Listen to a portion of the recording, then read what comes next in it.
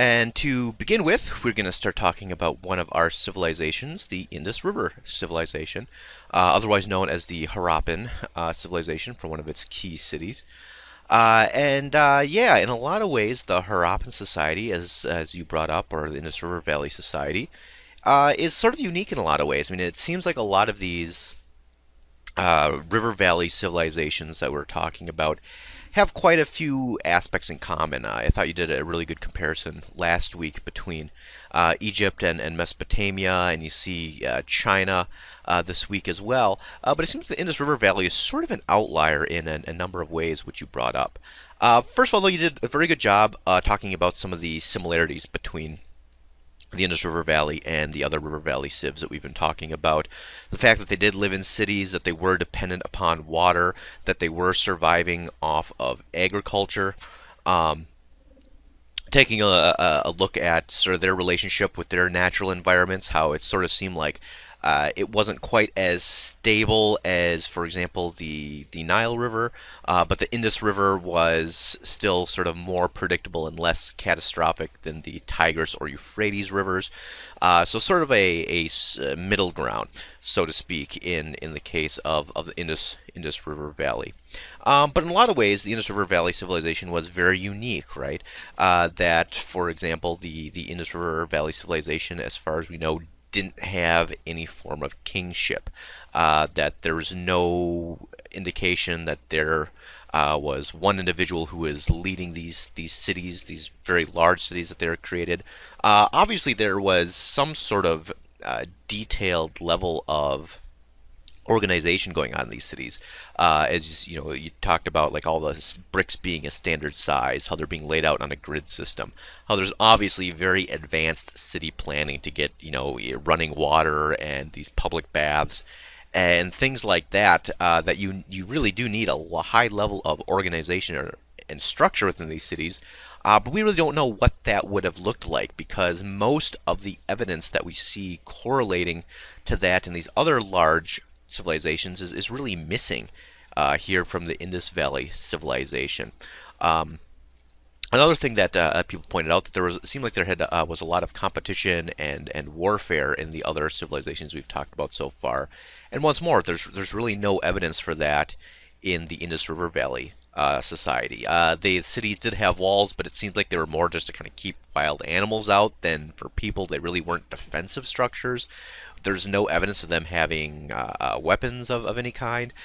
Even the kind of few examples that archaeologists at one point in time or another had thought were examples of conflict and warfare usually seem to have just been accidents or something like that. So it seemed like this is, as far as we know, was a relatively very kind of peaceful civilization with a number of very large cities that had these cultural elements in common, but it seems like there wasn't a lot of direct, military competition between any of these locations. Another thing that a lot of you compared and said that the Indus River Valley civilization had in common with other civilizations was its trade, right? That it was reaching out and trading with its neighbors. Of course, it's possible that it traded with plenty of locations in the surrounding area up into Central Asia and even to Mesopotamia. There's evidence that there's trade between Mesopotamia and the Indus River Valley.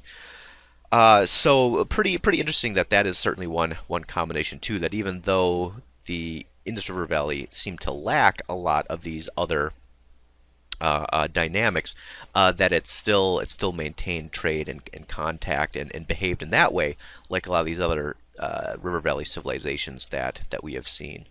Just on the basic level too, just the fact that we don't know as much about the Indus River Valley civilization, it probably paints the way that it's different than the other civilizations. For example, in Egypt and in China and in to a certain degree Mesopotamia, there's still populations living in those areas that are, kind of directly culturally descended from the groups that had been living there. Certainly in China, even though, of course, they have gone through several iterations. Whereas that's not really the case here in the Indus River Valley.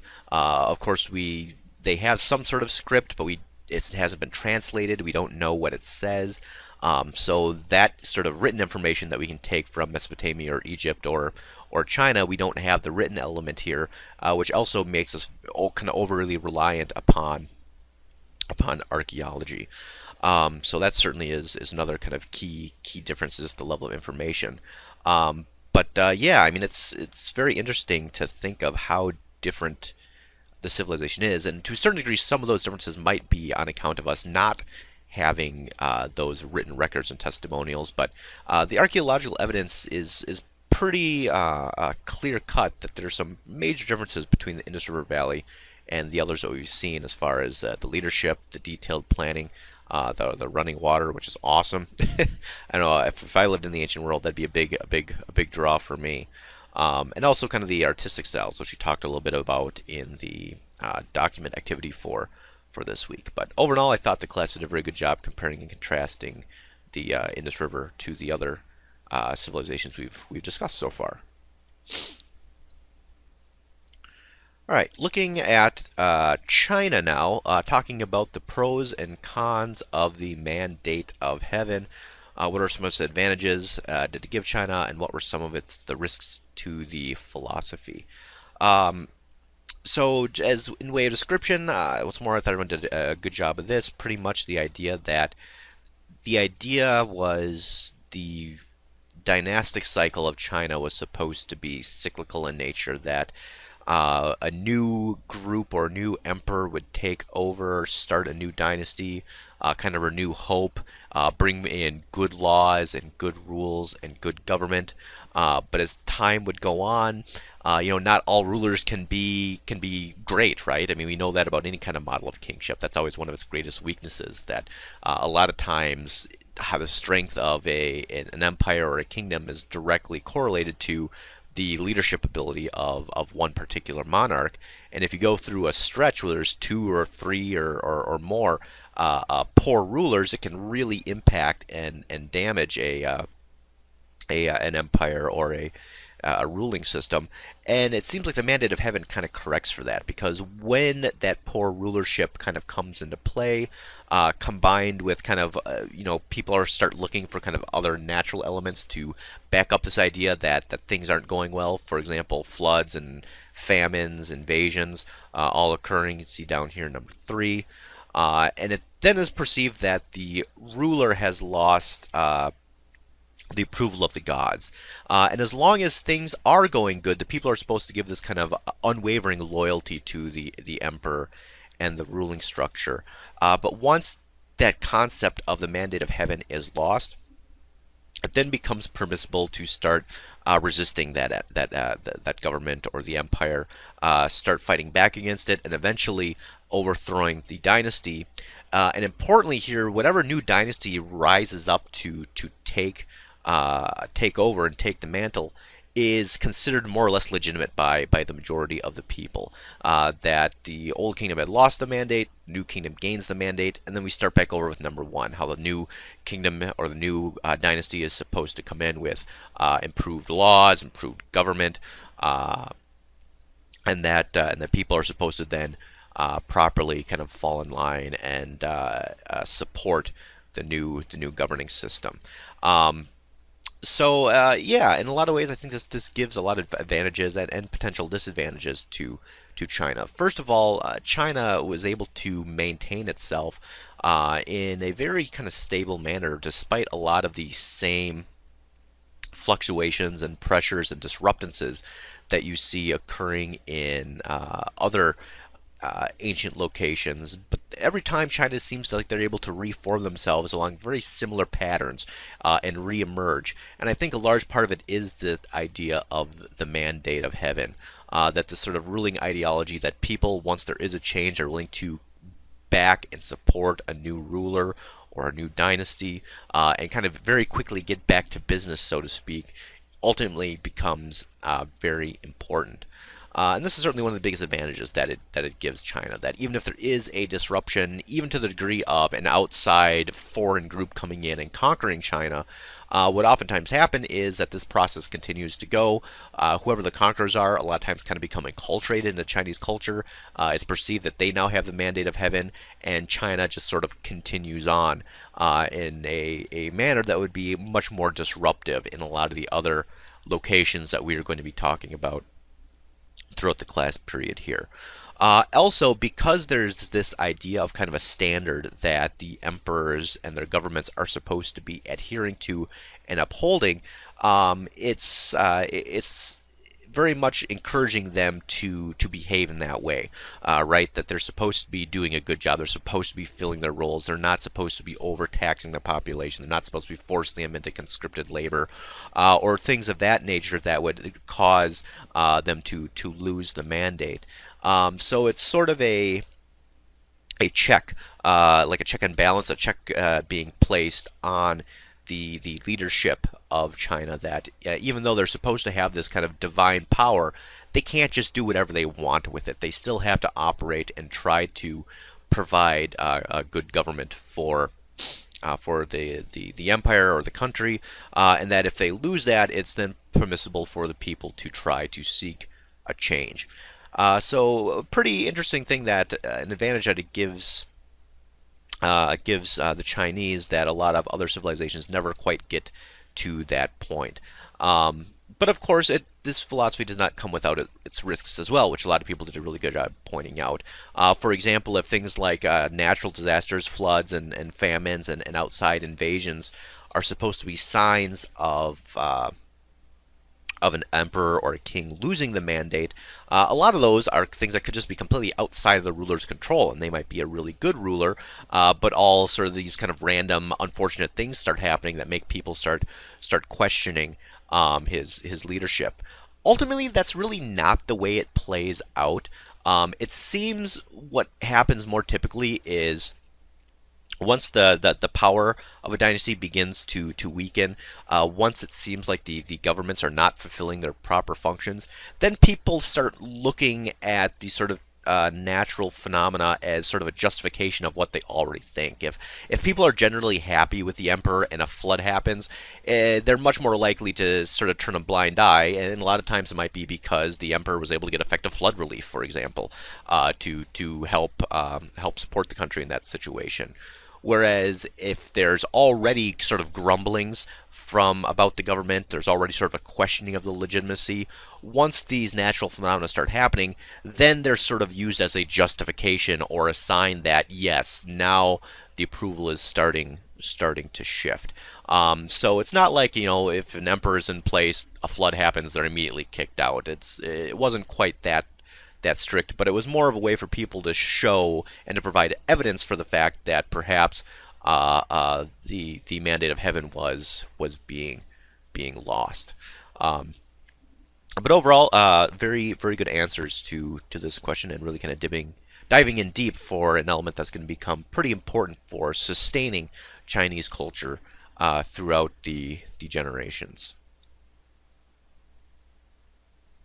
Describe the most important aspects of the Xia, the Shang, and the Zhou dynasties. In what ways do these dynasties show the growth of Chinese culture? So let's start with the Xia. You can really see the Xia developing out of the Yangshao society along the Yellow River in China. That's really the area where large-scale agriculture really began. So it's not surprising that out of those very early large agricultural societies sort of grew the first real kingdom. Most of what we know about the Xia really comes from archaeology. They did not have written records, so we do not know quite as much about this particular dynasty, and there's a lot of later legends and myths that get developed by later Chinese dynasties about this time period, which makes it sort of hard to shift through. But there are a few things that we can say for sure. It's the first sort of large-scale attempt at organization in China, where the Yangshao societies had, villages and so forth. There didn't seem to be a broader political organization, and the Xia really sort of introduces that for the first time. You see the establishment of monarchical rule, for example. So finally, sort of China is organizing itself into a kingship model, relatively similar to the Mesopotamians or the Egyptians or other kingships that we have seen. But with this, and this is going to be a recurring theme in China, it's relatively decentralized. It seems like a lot of times it was, yes, one ruler and ruling court, but that oftentimes they very much let sort of the regions and provinces that they were ruling over kind of do their own thing as long as they didn't cause problems for the broader government. And as the size of China expands and it starts incorporating more people and more cultures and more a larger area, that's only going to be increased as there is always going to be sort of a strong centralized government, but at the same point in time, it's going to be very much relying upon various provinces and local officials and rulers sort of doing their part and trying to sort of keep things as much as they can off the plate of the people who are sort of working more at the national level, if you want to think of it in those terms. You do see lots of example of large-scale public works developing during the Shah dynasty. For example, flood control, diverting waters from the Yellow River. The Yellow River, just like a lot of the other rivers you've been talking about, the Indus and the Tigris and Euphrates, can flood uncontrollably, flood disaster, brings in a lot of good silt. But just like those other locations, it's sort of the pros and cons that the rich farmlands are oftentimes in areas that are susceptible to flooding. And that's going to be a recurring disaster in China, just like it is in Mesopotamia. So trying to set up irrigation canals and flood controls is one of the first attempts of sort of large-scale organization that you see developed and conducted by the Jia dynasty. You also see the introduction of metallurgy during this time period and a shift towards more bronze tools and weapons and so forth, even though that's going to be certainly heightened by the next dynasty we're going to be talking about, the Shang. The Shang sort of transition into power. Most of their realm is going to contain what the Jia used to occupy, but it's going to be even larger than that as they're able to take over throughout a couple centuries and eventually sort of supplant the Shah dynasty. Some of the hallmarks of the Shang dynasty, they're the first to establish and start using a written language in China, which is going to be very important because China, we know quite a bit about it, not just because of the Chinese historians who are very good at keeping records and doing their own research, but because they've had a written language which has been interpreted, and we can get a lot of information from these written records. Unlike Mesopotamia and Egypt and other sort of Western written languages that seem where the basis seems to have been very economic in nature, trying to use those to sort of mark down taxation and so forth. In China, it seems to have been more developed for ritual purposes, particularly the use on oracle bones, which we'll be talking a lot more about in our document exercise, but trying to use them to sort of divine the future and then record those for sort of future diviners to sort of see, well, what did these marks mean in the past? What might they mean in the present and in the future? The Shang also are very well known for the elaborateness of their bronze work. That they didn't just use bronze; they really sort of took it to a new height and a new level, making these incredibly intricate bronze vessels, which you saw some pictures of in the PowerPoint slides, as well as elaborate bronze weapons and tools, and very much becomes sort of a hallmark of the Shang. The Shang are also the first dynasty to introduce chariots. Chariots, we already mentioned, having an impact in the ancient Near East as well as in India, and here again, chariots are going to kind of be the you might think of like the tank of the ancient world, where it's going to give the Shang dynasty a lot of control and a lot of power because they're able to sort of use their horses in a very sort of effective warfare technique here. That's pretty intimidating if you're going against a purely foot-based army. Also, the Shang were very conscious of controlling the supply of bronze, making sure that only sort of those at the top and their armies, the sort of national army, was going to have access to the bronze weapons and the armor and the chariots. So it made it relatively easier for the Shang to maintain control because they made sure that their armies were just sort of better equipped than any of the smaller provinces or kingdoms that they were ruling over that may have otherwise got ideas of rising up and rebelling. Much more difficult to do that if sort of the height of technology is very much being controlled. You also see the importance of large cities with the Shang. You see their capitals, such as Ao and Yin, being very, very important. Lots of monumental construction, lots of walls, palaces, and you can really see that these cities were the center of political, economic, and religious life for the Shang dynasty. As time goes on, though, eventually a new dynasty is going to be rising. The Chao dynasty, which really developed north and west of the Shang dynasty, and they had warred with the Shang for quite a long period of time. They'd also been warring with some steppeland nomadic peoples, and were able to, as time goes on, increase their power and authority, and were eventually able to overthrow the Shang in 1122 BCE. You also see with the Chao, the introduction of the mandate of heaven, which we have already talked about, that sort of they use that to justify their overthrow of the Shang dynasty and why they should now be the correct and legitimate dynasty to rule, which is going to make that transfer of power, as we talked about, a little more easy, as people who had been following the Shang are essentially saying, okay, well, we're just going to shift our allegiance to this new dynasty instead. Even more so than the Shah or the Shang, the Chao dynasty is going to very much be relying upon more tribute states than anything politically. So very decentralized, where these states would have to give taxation to the Chao. They'd have to, send representatives, or the rulers would have to come in person to sort of pay homage to a certain degree. But other than that, they were essentially sort of left up to their own devices, and this ultimately is going to lead to a lot of problems for the Chao. Also, there's going to be a increase in metalworking technology, particularly the introduction of iron, which was not controlled by the Chao dynasty. It was pretty much spread around between a lot of the different kingdoms and provinces that they were ruling over, and eventually that's going to make it a lot easier for these other states to rebel, which eventually they do, which issues in one of the longest periods of sort of decentralization in Chinese history, the Warring States period. Where the sort of transition from one dynasty to the next, which usually happens fairly smoothly, is going to be disrupted by many years of essentially civil war, as all these varying states and rulers are going to try to claim control and power. So even though it's going to be various groups within China, you can see that the precedent of trying to reorganize itself continually into sort of a larger political state has really been set by these three dynasties, as well as a lot of the hallmarks that are going to become very important in later Chinese dynasties: the centralization versus decentralization, the writing, the mandate of heaven. These are all going to play a very important part as Chinese culture moves and grows throughout the years. Once more, another really cool way that people got creative was with their lesson plans, looking at the Indus River Valley civilization.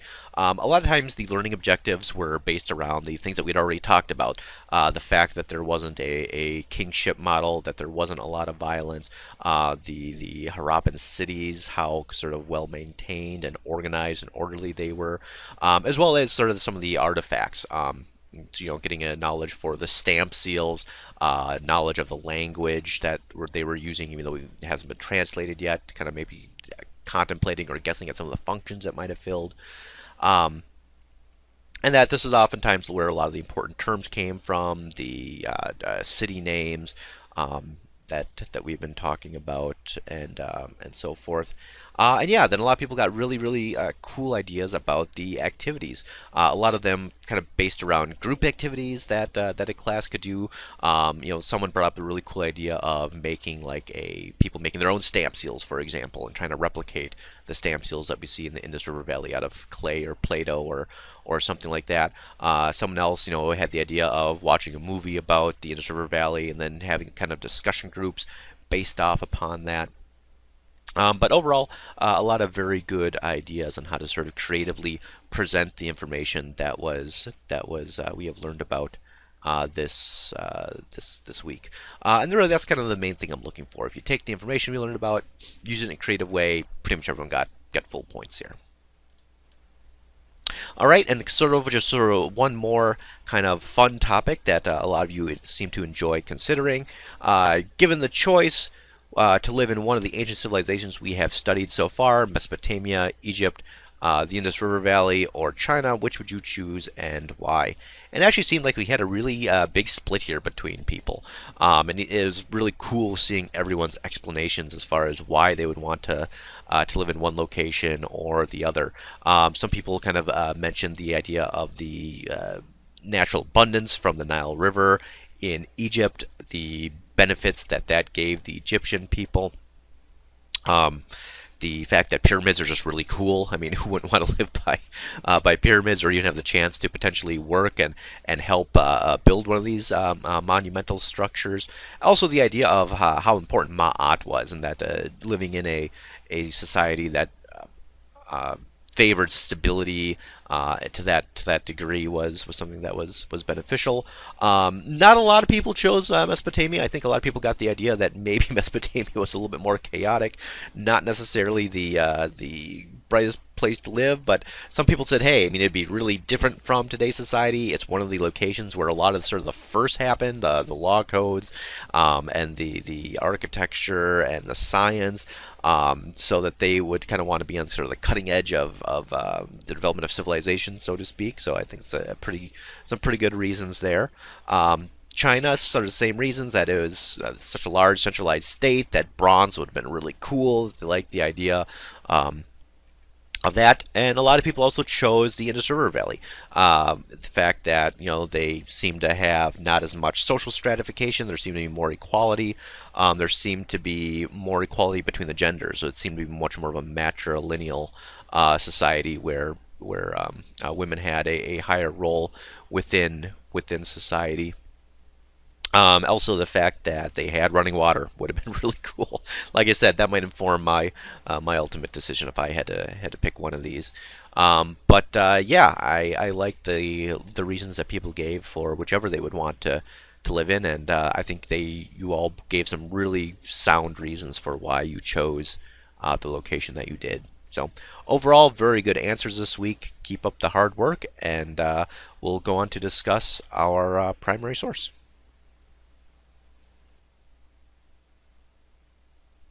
Moving on to our primary source discussion for this week, you can really look at divination as kind of like a magic 8 ball, which a lot of people brought up that comparison. And it's funny how almost all of the ancient civilizations we're going to be talking about developed some form of divination or another. In Mesopotamia, it was something called endoscopy, which was primarily the looking at the entrails of animals to try to see the markings on those to determine the future. The Greeks are going to have the Oracle of Delphi to try to sort of breathe in vapors from a mountain and sort of get high and do these oracles. The Romans would have ogomancy, which is sort of following the flight patterns of birds to see if it's a good sign or a bad sign. There's going to be the development of astrology, for example, to sort of using the stars to try to determine the future. So almost every society is going to sort of have some version of divination. And as a lot of people pointed out, sort of our current iteration, the Magic 8 Ball is sort of this toy that's developed where you shake it and it'll give you some preset answer on like an 8-sided dice or something like that that's in there of yes, this will happen, or good luck, or not likely, or something like that. So it's sort of very similar. You write a question on, in this case, in these oracle bones, on these bones. You'd fire the bones, and where the lines would crack, you could determine if the answer was essentially a yes-ish answer or a no-ish answer, to try to say what the response was. And of course, the thing about oracle bones is it was one of the first uses of writing in China, if not the first use of writing. So you can see that they were spending a lot of time trying to gauge these responses. What did this divination say with these particular elements on it? What ultimately ended up happening? So looking at question number 1, who is Di and what seems to be his relationship with the Shang rulers? And what role do the king's ancestors, Father Yi and Grandfather Ding, play in these questions?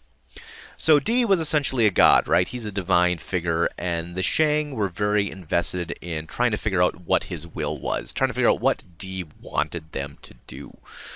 For example, you have in one of the passages, if we build a settlement, D will not obstruct but will approve. And in the other, the next quote, they essentially say he will not approve, he will not want a settlement. So trying to figure out, should we expand a settlement? They want to figure out if they have D's blessing to do so. The king's ancestors are brought into the one question, sort of asking to see if he's harming the king. Apparently, something was wrong with the king, and they want to know, are his ancestors harming him? Typically, the ancestors are looked upon very favorably by the Shang, and they were seen really as sort of intermediaries between D, the sort of more removed god, and themselves. So they essentially pray to their ancestors to try to get in contact with with the larger sort of spiritual world to kind of get things done for them. In this particular case, I believe it was probably more of a case of they want to make sure that Father Yi or Grandfather Ding were not trying to send the king a message, that the king wasn't making, or his ancestors weren't making the king sick, to sort of say that he was going against D's will.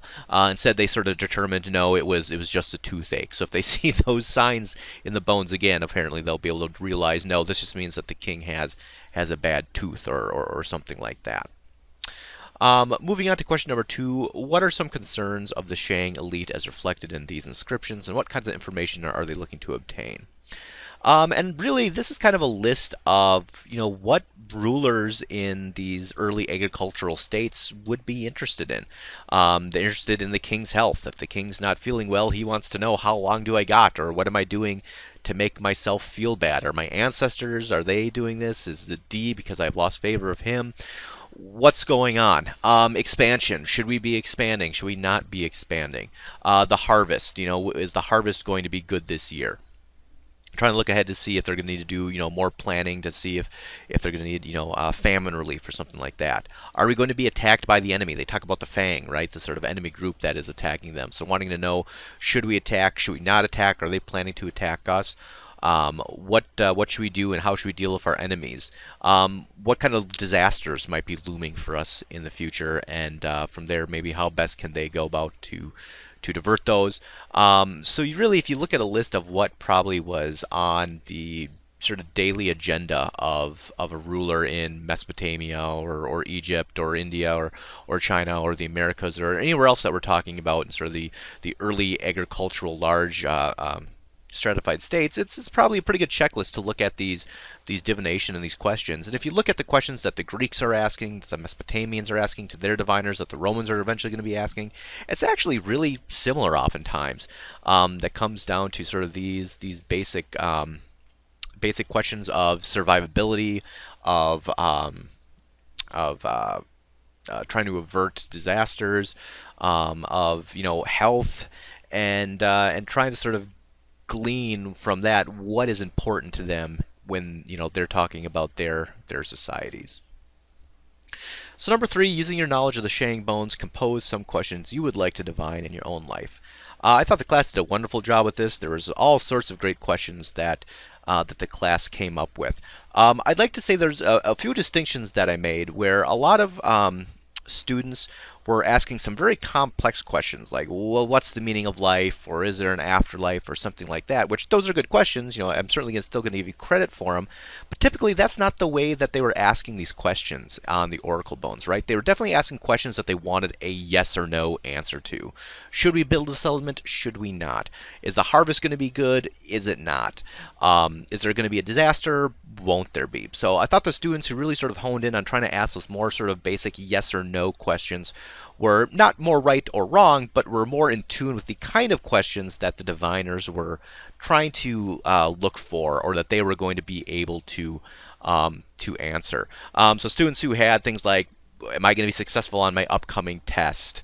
Or am I going to get an A in class this semester? Am I going to enjoy my job or my career? Things like that that you can see either say yes or no to. I think we're right sort of in line with what these diviners, were they still around today, could try to help you out with. And who knows, there are still things like your horoscopes, astrology, and magic eight balls to help you out if you really want to know the answers to these questions. We still have our modern day divination techniques even now. All right, thank you all very much, and once more, overall, very good job this